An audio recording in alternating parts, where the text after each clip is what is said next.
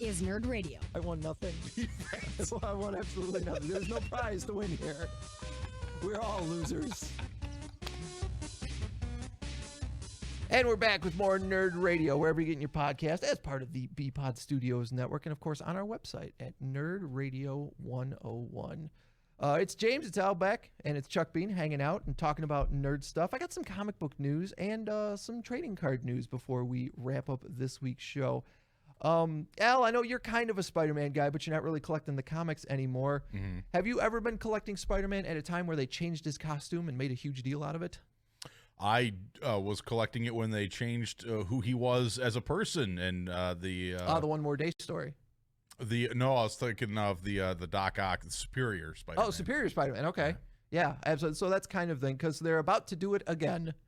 They made a big deal about a month ago that Spidey is getting a new costume coming up in Amazing Spider-Man, I believe 61. Yes. You know what? When he gets a new costume, it's kind of fun for a little bit, but it's always so satisfying when they go back to the red, blue, and black. Yeah, I'm not saying they shouldn't give Spidey a new costume every now and again because it's fun. I mean, you guys are playing the Spider-Man game. Part of the fun is the fact that you get to unlock all these costumes and choose which one's your favorite and swing around the city in it. But what I do love, real quick, on back to the game, is that you get the new and when you get the new costume, which you maybe haven't encountered yet, James, it usually unlocks some sort of special power that comes with the costume. But what's cool is that you buy the costume that comes with the special ability, but then you can now pair that ability with any costume that you own. So you don't have to be in that costume to use that ability. You can go back to, well, I want that ability, but I kind of like this one over here. So I can still do my web slinger even though I'm wearing my spider thong. Yep. Yeah, exactly. Perfect. Exactly, yeah. But yeah, they're changing his costume. I'm not reading Spider-Man, so I'm not 100% certain why, but part of it is because they got the artist Patrick Gleason, who's been working at DC for almost a decade now, over on Amazing Spider-Man. It's weird to see so many people I read that history of the untold story of Marvel Comics, so it's been happening forever since comics have been a thing, but it's funny to see people who made such a huge impact on Marvel in the last decade working at DC now, like Brian Michael Bendis, and then seeing people that have made a big splash over at DC popping up over at Marvel. It's interesting. Essentially ship and crossing the street to work at the competition. And the other bit of comic book news I wanted to tell you guys about is that the My Little Pony Transformers crossover, they're doing a second one. This Transformer is cool. What? Yeah.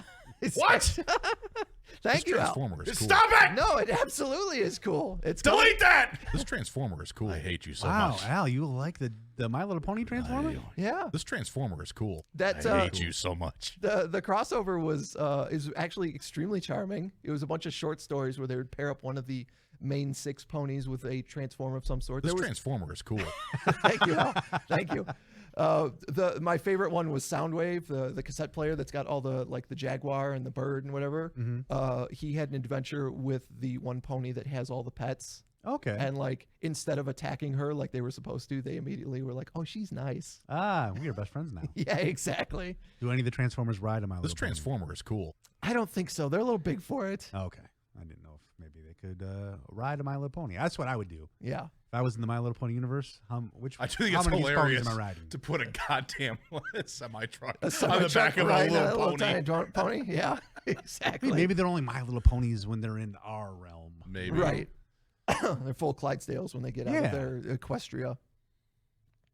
One of the other things I wanted to point out that's in the comic stores this week, actually, is that I think I told you guys a couple of months ago, Marvel is going to be printing Aliens comics, which were a long time a Dark Horse property, but now that they own 20th Century Fox, Aliens, Predator are all going to end up, Marvel comics. Well, in order to commemorate that this month, they're putting not only the first Aliens-centric book that I don't think takes place in the main Marvel universe, it's just an Aliens comic, kind of like the Star Wars ones don't take place in the Marvel universe, they're just Star Wars comics. They're doing a series of variant covers based on having Marvel characters interact with aliens. And the X-Force that comes out this week, I don't know if you guys can see this, has the X-Men fighting the aliens. Which I talked before about how the Brood were essentially the aliens. And this particular cover is awesome because it is an homage to this Uncanny X-Men cover with the Brood on it. Oh, look at that. Which is, I saw it and I was like, that looks really familiar. And then I looked it up and I was like, wait a second. Yeah, Kitty Pryde, Colossus, Nightcrawler, all sitting there. Yeah, they're all fighting aliens instead of the Brood. That's really neat. I like that. I think like Colossus would dominate an alien. You would think so. That's the other thing. Superheroes are so much about punching, and aliens are supposed to be like covered in acid. Like their blood is supposed to be acid. I feel like it's a really bad combination for a lot of superheroes. Yeah. Iron Man's armor is going to get eaten right through. Captain America certainly doesn't want to fight. Wolverine will heal, but it's going to hurt like hell. Oh, yeah. You don't want to fight no aliens. Well, guys, we've talked before about Pokemon cards and how much they can be worth. I got a couple of stories here that I'm not sure if you guys are aware of. This one you may have seen because it's the more recent one. A sealed box of Pokemon cards was recently put up for auction. A sealed box of first edition cards from 1999. Did you guys see this? Wow, I did not. You want to take a guess at maybe how much somebody paid for this? Sealed box. So what? Like a case was like 24 packs or something. It might now. Let me help you out a little bit. It might contain a first edition Charizard, which one of those recently went for $350,000 at auction. Whatever this ends up having sold for, it's based a lot on a might. Yes. Oh, yeah, exactly. God. It's just like Magic cards. It's like, if I find this pack of cards, it might have a card that's worth $1,000. Might have absolutely nothing. What's the retail before like what was the retail back in I was 99? working at a gaming store in 2000 when these were coming out. Yeah, these were $60 boxes. I'm gonna say $125,000. $125,000. That's respectable. I was gonna say 56,000. 56,000. You're both a little low. $408,000. Holy crap! Somebody paid for this seal box. No word on whether or not there was anything worth that much in there. But while we're speaking about, I was gonna say, is there an obituary attached to that story? Because that'll tell you whether there's anything worth anything or not. We'll let you know in the Death Watch next week. Yeah. If somebody didn't. Recent purchaser of Pokemon card found hung in his closet. Yeah. No original Charizard card. Yeah. I also have a story here from a couple of weeks ago from TMZ Sports about a first edition set that was graded, so it's all in the little plastics that they're all they good. had some fancy man with the microscope take a look at them. Yep, Make it's sure a first. all the corners aren't bent. It's a whole set, one of each, that has that Charizard in there that we were just talking about, Really? as well as a whole bunch of other, Blastoise and everything. How much do you think that went for? It's significantly more, I can tell you that. Significantly more than the $400,000? Because there's no might involved. You're getting one of all of these good cards. There's 103 of them in that set. 1.2 million. I'm gonna say $2.25 million. $2.25 million? $750,000. What? That's it? Somebody paid $750,000. Double. Yeah, you really screwed us with that significantly. Yes. You throw in the word significant. Because we both lost. Price is Right rules always apply. Right. Closest lot going over. It's almost double. Why is Jake Paul on that page? Because it's TMZ. He's holding a friggin' Charizard. I don't know. Is that Jake Paul or is that Logan Paul? I can't tell the difference between the two. I really have think no they're both idea. dumb. Yeah, he looks really dumb. Couple of dummies. They also have a picture of Kelly Osbourne and a Jigglypuff because they have similar hair. Ah. So there you go. Jay Moore in the chat saying, fun fact, you can actually weigh the packs of cards to figure out if you're going to get anything good with those old Pokemon Come on, cards. really? Says the same with Magic. I've never seen one, but I remember working at the game store and people, philosophizing about how you could tell if there was a foil in a deck or in a pack. Is or it because like the specialty card weighs more, or Yes. is it because there's an extra card in the deck? No, it's because because the stuff that they have to use to make the foil cards makes it weigh a little bit more. Really? Just slightly a little bit more. But I also never saw anybody come in with like a small scale to weigh the cards. Well, I've seen people do that on toys. Really? Like blind box toys. Sure. I think there's a local place in the Detroit area that I go to, Lyft. Yeah. And I think one of the dudes there has said people will come in with scales Yeah. and try to weigh the toys before they decide which ones they're going to buy. Okay. Because you can tell with those, it's not because a specific one might weigh more, but usually those blind box toys, you can see on the side of the box what toys are there, and you can kind of decide, okay, well, that's definitely going to be a bigger figure than the Right. others. That one's got to weigh that more. one's going to be the heavy one. Yeah, so that's probably what this one is, and then you determine it from there. And I was like, How deep down that rabbit hole have you ever gone with blind box toys? I don't go that deep. No. No. Because I've much got like my sex life, I don't go that deep. I've got two fairly embarrassing stories. Really? I Like with do. scales and stuff? Or? Not with scales. Okay. Okay, so the first Do one. tell. I'd say you're in a safe place, but you're not. I'm not. We want, no, you guys we are want going to to hear use it this anyway. against me. All right, so when the My Little Pony We don't do that here. This Transformer is cool.